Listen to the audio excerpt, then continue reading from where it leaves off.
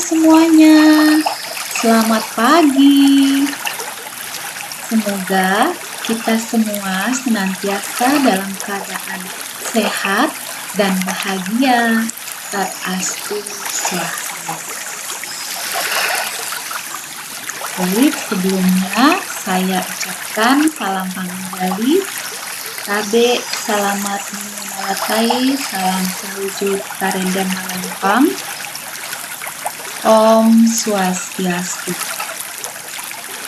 Astungkara puji syukur kita haturkan kehadapan Ide Sang Hyang Widi Ranying Hatala Langit Tuhan yang Maha Esa atas segala karunia yang telah diberikan sehingga kita bisa berjumpa kembali dalam pembelajaran pendidikan agama Hindu dan budi pekerti untuk kelas 7.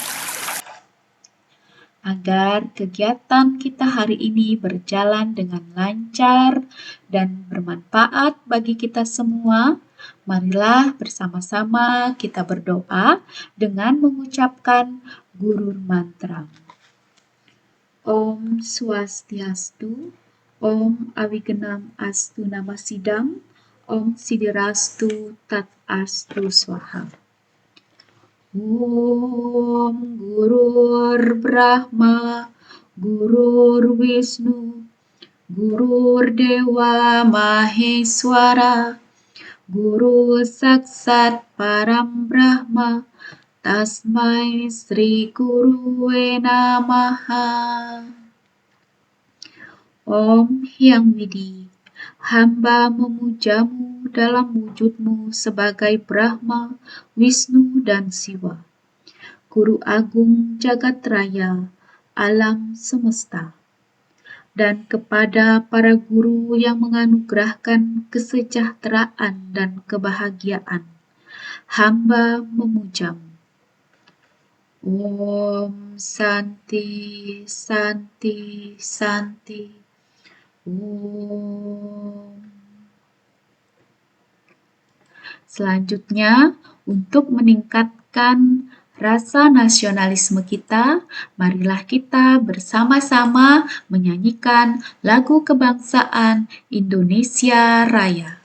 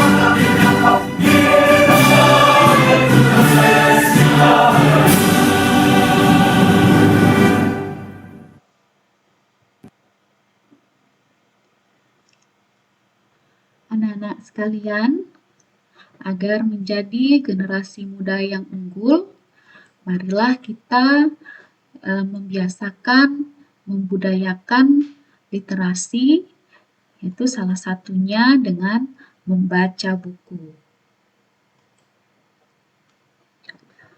Anak-anak sekalian, apakah kalian pernah mendengar kata karma? Atau dalam kehidupan sehari-hari, kita sering mendengar orang mengatakan istilah kena karma yang maknanya seolah-olah negatif. Nah, sebenarnya apa itu karma pala? Pada kesempatan kali ini, kita akan belajar tentang karma pala. Adapun tujuan pembelajarannya, yang pertama, menjelaskan pengertian karma pala. Yang kedua, menguraikan surga loka dan neraka loka. Yang ketiga, menjabarkan jenis-jenis karma pala.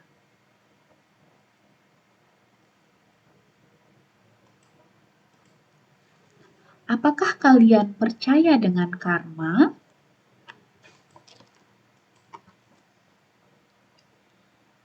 Mungkin ada yang percaya dan ada juga yang tidak. Apa yang kita lakukan di masa lalu akan berpengaruh dengan nasib kita hari ini. Apa yang kita lakukan hari ini akan mempengaruhi masa depan kita. Entah apa yang kita lakukan, baik ataupun buruk, semuanya mempunyai relasi sebab dan akibat. Karma juga berarti semua hal tidak terjadi dengan sendirinya. Setiap hal ada penyebabnya. Apa yang kita tanam, maka itulah yang akan kita panen. Sama seperti seorang petani menanam benih, kemudian mengharapkan masa panen. Apa yang para petani itu tanam, itulah yang mereka petik. Orang yang menanam padi, ia akan memanen padi juga. Tidak mungkin kita menanam padi, tetapi panennya jagung. Perlakuan apa yang kita lakukan kepada orang lain, maka perlakuan itu pula yang akan kita dapatkan dari orang lain. Ketika kita memilih untuk memperlakukan orang lain dengan benar, maka kita akan mendapatkan perlakuan yang benar juga dari orang lain. Mungkin memang perlu waktu, seperti orang menanam benih, juga perlu waktu sampai pada masa panen. Kebaikan juga seperti itu. Kebaikan yang kita lakukan hari ini pada orang lain pasti akan berbalas. Apakah hari ini, besok, atau entah kapan. Bantuan kita yang tulus hari ini pasti akan berbalas dengan bantuan ketika mungkin kelak kita membutuhkan. Jadi, bersikaplah baik dan sopan kepada orang lain, karena tindakan kita kepada orang lain akan kembali kepada diri kita.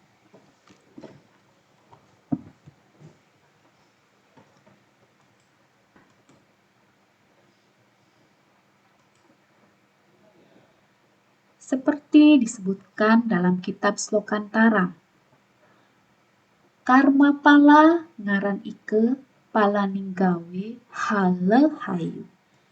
Yang artinya, karma pala itu adalah akibat atau pala dari baik dan buruknya suatu perbuatan. Setiap perbuatan yang kita lakukan, baik secara sadar maupun tidak sadar, akan yang bersumber pada pikiran, perkataan, dan perbuatan akan memberikan pala. Karena tidak ada perbuatan yang luput dari pala. Dalam agama Hindu, perbuatan baik disebut subha karma, sedangkan perbuatan buruk disebut asubha karma. Semua perbuatan yang meliputi subha karma dan asubha karma disebut dengan karma.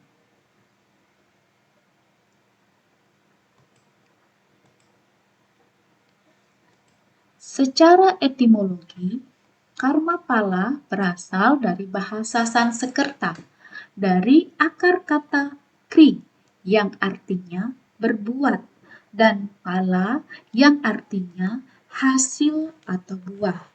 Jadi, karma pala artinya hasil perbuatan. Karma pala disamakan artinya dengan reta atau hukum alam yang abadi. Hukum karma ini juga bersifat mutlak, berlaku kepada apa saja, siapa saja, di mana saja, dan kapan saja. Cara kerja hukum karma pala ini sangat rahasia, ajaib, dan tak terpikirkan oleh akal manusia. Bukan itu saja, hukum karma ini adalah hakiki yang tidak terbantahkan. Konsep sederhana dari hukum karma ini adalah jika kebaikan yang ditanam, maka kebaikan pula yang akan dinikmati. Begitu juga sebaliknya. Jika kejahatan yang diperbuat, maka malapetaka pula yang akan diterima. Dengan kata lain, mencuri satu pasti akan kehilangan dua. Membantu satu, maka akan mendapatkan bantuan dua kali. Apabila kita dengan tulus membantu meringankan beban makhluk lain, sesungguhnya kita sudah dua kali melakukan hal yang sama untuk diri kita sendiri. Adapun yang tak terpikirkan dari hukum karma ini adalah kapan karma itu berbuah dan melalui tangan siapa buah itu akan dinikmati. Jika membantu si A, belum tentu bantuan akan datang dari si A. Pala dari karma baik dapat berupa bantuan yang datang dari si B. Sedangkan waktu berbuahnya sama seperti menanam padi yang tidak dalam waktu sekejap bisa dipetik buahnya. Nah, pernahkah kalian mengalami kejadian yang berkaitan dengan ajaran karma pala secara langsung? Ayo coba ceritakan.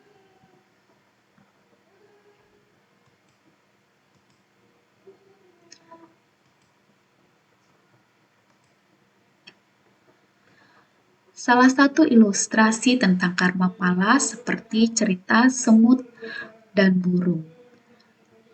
Nah, ketika burung masih hidup, dia memakan semut. Ketika burung sudah mati, semut yang memakan burung.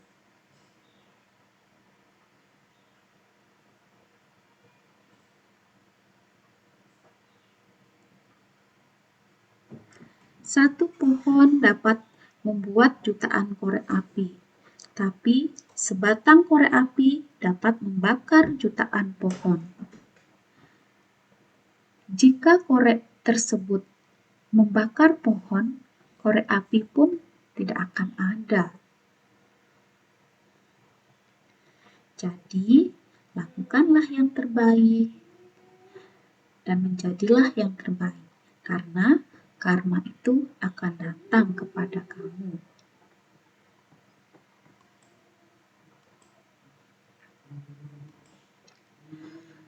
Setiap perbuatan yang dilakukan oleh seseorang dalam hidup ini akan melekat pada badan halus yang disebut dengan sukma sarira. Bekas ini disebut karma wasana. Bekas perbuatan baik disebut karma subha karma wasana.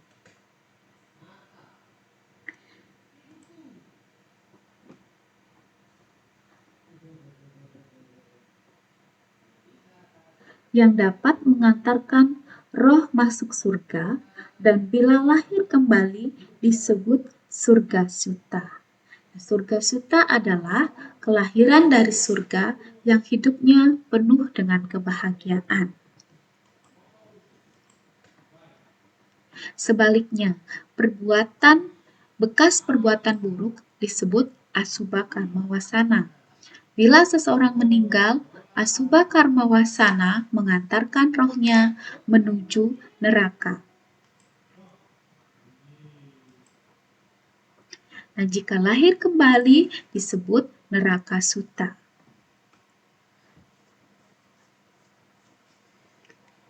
Jadi, bahagia atau menderitanya seseorang pada saat mengalami reinkarnasi atau punarbawa sangat ditentukan oleh karma wasana orang tersebut.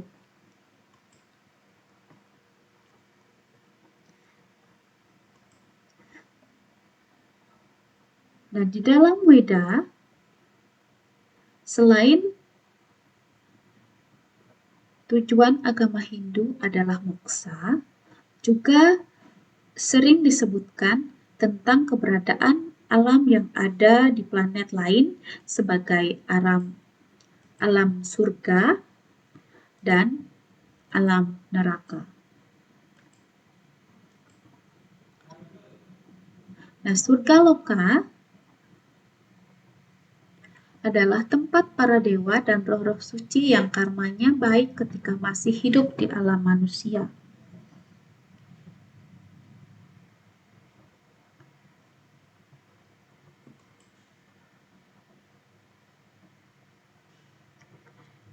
Dalam kitab Purana, alam surga digambarkan sebagai kondisi yang sangat baik, indah, damai, dan penuh kebahagiaan.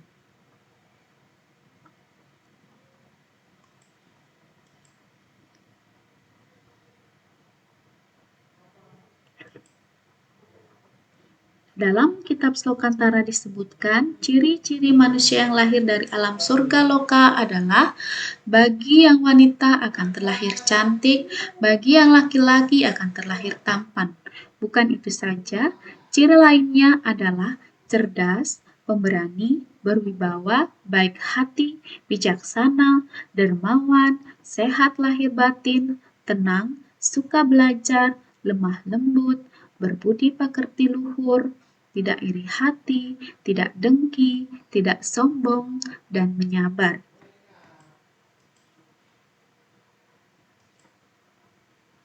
Neraka loka adalah alam para buta yang keadaannya buruk dan penuh sesak dengan roh-roh jahat.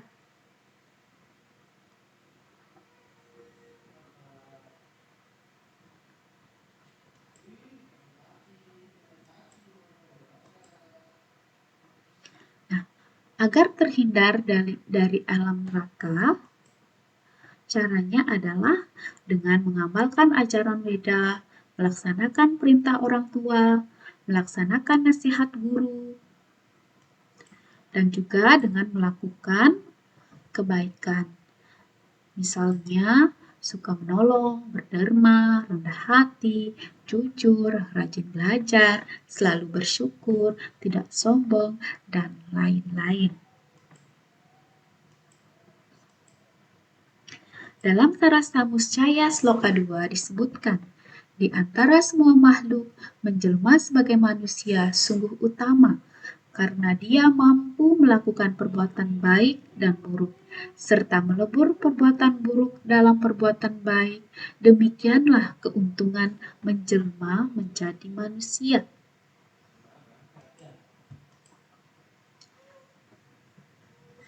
Kehidupan di dunia ini terbagi menjadi 3 waktu. Ada zaman dulu, sekarang, dan yang akan datang. Oleh karenanya, karma pala juga dibedakan menjadi 3, yaitu Sancita Karma Pala, Prarabdha Karma Pala, dan Kriyamana Karma Pala. Sancita Karma Pala adalah hasil perbuatan kita dalam kehidupan terdahulu yang belum habis pahalanya dinikmati dan masih merupakan sisa yang menentukan kehidupan kita sekarang.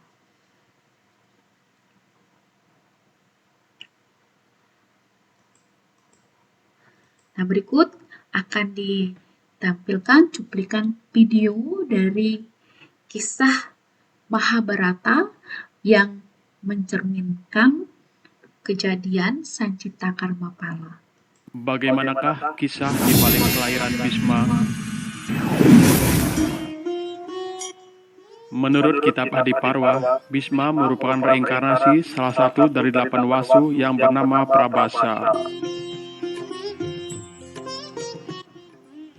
Akibat dari perbuatan Prabhasa dan para wasu lainnya berusaha mencuri sapi milik Resi Wasista, maka mereka dikutuk agar terlahir sebagai anak manusia. 7 wasu memohon pengampunan kepada Resi Wasista karena mereka hanya menuruti keinginan Prabhasa yang ingin mencuri sapi itu karena kemauan istri Prabhasa untuk memiliki sapi sang pertapa. Kemudian Resi Wasista menanggapi permohonan para wasu dengan berjanji bahwa 7 dari mereka akan bebas dari kehidupan duniawi dalam waktu 1 tahun sejak lahir, dan hanya Prabhasa yang akan membayar hukuman penuh hidup di dunia fana. Dalam perjalanan menuju bumi, mereka bertemu dengan Dewi Gangga yang juga dikutuk untuk turun ke dunia sebagai istri putra Raja Pratipa, yaitu Santanu.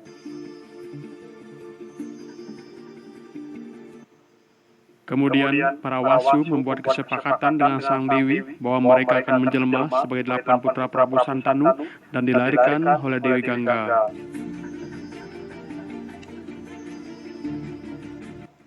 Dalam Adiparwa diceritakan bahwa Prabu Santanu menikah dengan Dewi Gangga setelah menyetujui syarat bahwa Sang Prabu tidak akan melarang istrinya apabila melakukan sesuatu yang mengejutkannya.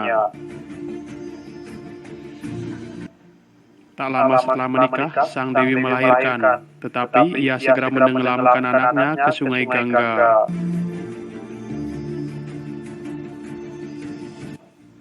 Sesuai perjanjian, Santanu tidak melarang perbuatan tersebut. Tetapi setelah 7 kali melakukan perbuatan yang sama, anak ke-8 berhasil diselamatkan karena tindakan Dewi Gangga dicegah oleh Santanu. Anak yang ke-8 itu yang diselamatkan diberi nama Dewa Brata, yang artinya disukai para dewa. Karena Santanu telah melanggar janjinya, Dewi Gangga pun meninggalkan Santanu dengan membawa anak ke-8 untuk dirawatnya sendiri. Santanu merelakan kepergian permaisurinya dan kembali lagi ke istana, dan Bhisma bertemu kembali dengan ayahnya setelah berpisah selama 16 tahun.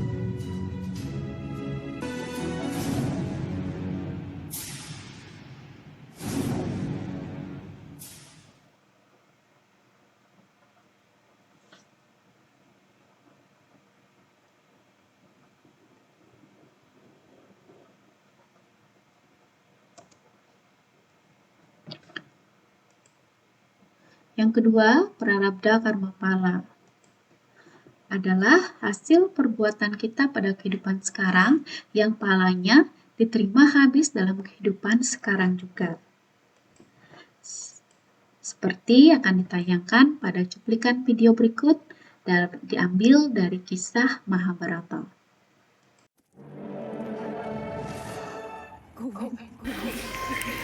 Dalam kitab Sabhaparwa diceritakan Yudhistira berjudi dan kalah dalam permainan dadu dari Duryodhana. Setelah harta, istana, kerajaan, prajurit, dan saudara dipertaruhkan, Yudhistira yang tidak memiliki apa-apa lagi nekat mempertaruhkan dirinya sendiri. Sekali lagi dia kalah sehingga dirinya menjadi milik Duryodhana. Sangkuni yang berlidah tajam membujuk Yudhistira untuk mempertaruhkan Drupadi. Karena termakan rayuan Sangkuni, Yudhistira mempertaruhkan istrinya, yaitu Dewi Drupadi. Kemudian Duryodhana menyuruh Dursasana adiknya untuk menjemput Drupadi. Drupadi yang menolak sampai diseret oleh Dursasana yang tidak memiliki rasa kemanusiaan. Drupadi menangis dan menjerit-jerit karena rambutnya ditarik sampai ke arena judi, tempat suami dan para iparnya bersama-sama menjadi satu golongan. Karena sudah kalah, Yudhistira dan seluruh adiknya beserta istrinya dimohon untuk menanggalkan bajunya. Dursasana yang berwatak kasar menarik kain yang dipakai Drupadi. Kemudian Drupadi berdoa kepada para dewa agar dirinya diselamatkan. Sri Krishna mendengar doa Drupadi. Secepatnya dia menolong Drupadi secara gaib. Sri Krishna mengulur kain yang dikenakan Drupadi, sementara Dursasana yang tidak mengetahuinya menarik kain yang dikenakan Drupadi. Hal tersebut menyebabkan usaha Dursasana untuk menelanjangi Drupadi menjadi tidak berhasil. Pertolongan Sri Krishna disebabkan karena perbuatan Drupadi yang membalut luka Sri Krishna pada upacara Raja Suya di Indraprastha. Pada bagian ini mencerminkan prarabdha karma pala, di mana karma baik dari Drupadi yang menolong Sri Krishna pada saat upacara Raja Suya di Indraprastha dengan membalut luka Sri Krishna dengan kain milik Drupadi, sehingga pada saat Drupadi membutuhkan pertolongan, dia mendapatkan hasil dari karma baiknya, yaitu ditolong oleh Sri Krishna, sehingga para Kurawa tidak berhasil untuk menelanjangi Drupadi.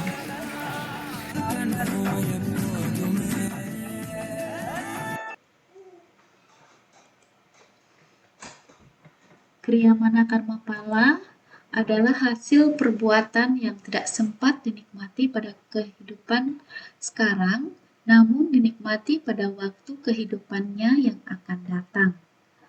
Berikut akan ditampilkan cuplikan dari kisah Mahabharata yang mencerminkan Kriyamana karma pala. Ini penyebab dendam membara Dewi Amba kepada Bhisma. Dewi Amba merupakan putri sulung dari Raja Kasi dalam Wiracarita Mahabharata. Ia dikisahkan secara tragis dalam Adiparwa atau kitab pertama dan Udyoga Parwa atau kitab kelima dari 18 kitab Mahabharata. Dalam Adiparwa dikisahkan bahwa Amba merupakan putri sulung Raja Kerajaan Kasi. Ia memiliki dua adik bernama Ambika dan Ambalika. Kerajaan Kasi memilih untuk menjodohkan putrinya lewat sebuah sayembara. Kabar perihal sayembara tersebut sampai ke Hastinapura yang saat itu dipimpin oleh Wicitrawirya dengan dibantu oleh Bhisma, saudara tirinya. Bhisma mengikuti sayembara tersebut demi menikahkan Wicitrawirya dengan para putri Kasi. Ia mengalahkan semua peserta yang ada di sana, termasuk Raja Salwa. Bhisma memboyong Amba tepat pada saat Amba memilih Salwa sebagai suaminya. Tetapi hal itu tidak diketahui oleh Bhisma dan Amba terlalu takut untuk mengatakannya. Bersama dengan dua adiknya yang lain, Amba diboyong ke Hastinapura oleh Bisma untuk dinikahkan kepada Wicitrawirya. Kedua adik Amba menikah dengan Wicitrawirya, tetapi hati Amba terpaut kepada Salwa. Setelah Amba menjelaskan bahwa ia telah memilih Salwa sebagai suaminya, Wicitrawirya merasa bahwa tidak baik untuk menikahi wanita yang sudah terlanjur mencintai orang lain. Akhirnya, Bisma mengizinkan Amba pergi menghadap Salwa. Akan tetapi, Amba ditolak ketika tiba di istana Salwa, sebab Salwa enggan menikahi wanita yang telah direbut darinya. Karena Salwa telah dikalahkan oleh Bisma, maka Salwa merasa bahwa yang pantas menikahi Amba adalah Bisma. Amba kembali ke Hastinapura untuk menikah dengan Bisma. Namun, Bisma yang bersumpah untuk tidak kawin seumur hidup menolak untuk menikah dengan Amba. Akhirnya, hidup Amba terkatung-katung di hutan. Ia tidak diterima oleh Salwa, tidak pula oleh Bisma. Dalam hatinya timbul kebencian terhadap Bisma, orang yang memisahkannya dari Salwa. Di dalam hutan, Amba bertemu dengan Resi Hotrawahana, kakeknya sendiri. Setelah mengetahui masalah yang dihadapi Amba, sang resi meminta bantuan Rama Bergawa atau Parasurama, guru Bisma. Parasurama membujuk Bisma agar mau menikahi Amba. Karena Bisma terus-menerus menyatakan penolakannya, Parasurama menjadi marah, lalu menantang Bisma untuk bertarung. Pertarungan antara Parasurama melawan Bisma berlangsung dengan sengit selama 23 hari. Dan kedua pihak menunjukkan kekuatan yang seimbang. Pada hari ke-24, Bisma memutuskan untuk menggunakan senjata sakti demi mengakhiri pertarungan tersebut. Sebelum terlaksana, para dewa yang dipimpin oleh Narada turun ke dunia dan menengahi kedua pihak. Pertarungan pun dinyatakan berakhir seri. Setelah Parasurama gagal membujuk Bisma, Amba pergi berkelana dan bertapa. Ia memuja para dewa, memohon agar bisa melihat Bisma mati. Dewa perang Kartikeya, putra Dewa Siwa, muncul di hadapan Amba sambil memberi kalung bunga terata yang tidak akan layu.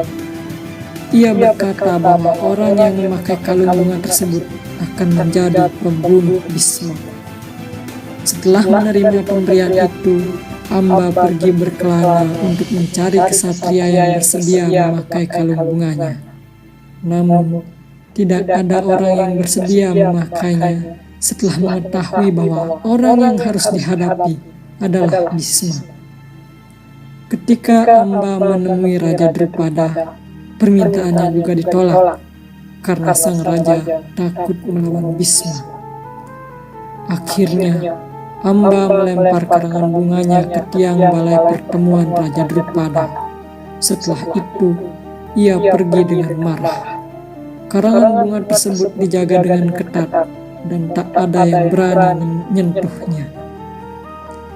Dengan kebencian terhadap Bisma, Amba melakukan tapa dengan keras. Dalam pikirannya hanya ada keinginan untuk melihat Bisma mati.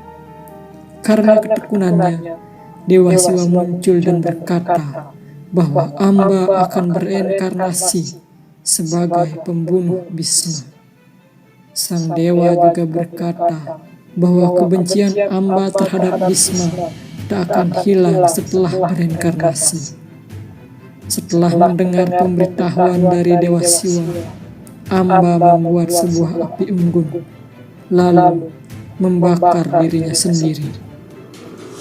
Dalam kehidupan selanjutnya, Amba bereinkarnasi menjadi Sri Kandi yang memihak Pandawa saat perang di Kurukshetra. Sri Kandi adalah anak Raja Drupada dari kerajaan Pancala. ia berkelamin wanita.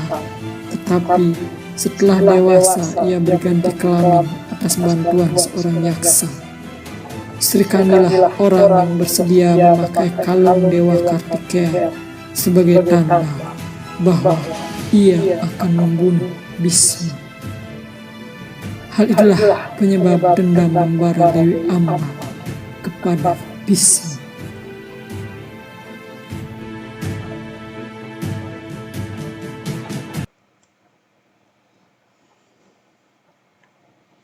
Anak-anak, itu tadi video tentang kejadian yang mencerminkan dari ajaran Karmapala, baik dari Sancita Karmapala, Prarabdha Karmapala, dan Kriyamana Karmapala. Nah, untuk kesimpulan dari kegiatan pembelajaran hari ini, yang pertama, Karmapala adalah salah satu dari Pancasrada yang wajib diyakini oleh umat Hindu. Karmapala adalah hukum sebab akibat yang abadi, berlaku terhadap apa saja, siapa saja, kapan saja, dan di mana saja.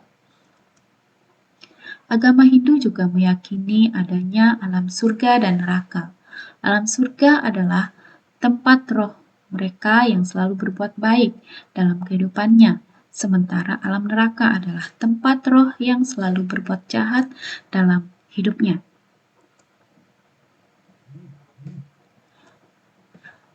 Anak-anak sekalian, dimanapun kalian berada, karena kita masih dalam kondisi pandemi COVID-19, maka tetaplah mematuhi protokol pencegahan COVID-19 dengan memakai masker, mencuci tangan dengan sabun pada air yang mengalir selama 20 detik, kemudian jaga jarak,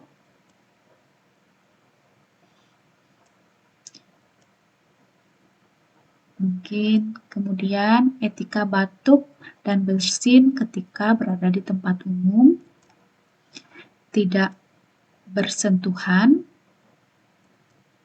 makan makanan yang bergizi, dan juga jangan lupa untuk berolahraga. Demikianlah pembelajaran untuk kesempatan kali ini. Akhir kata, mari kita ucapkan Parama Santi, Om Santi Santi Santi Om.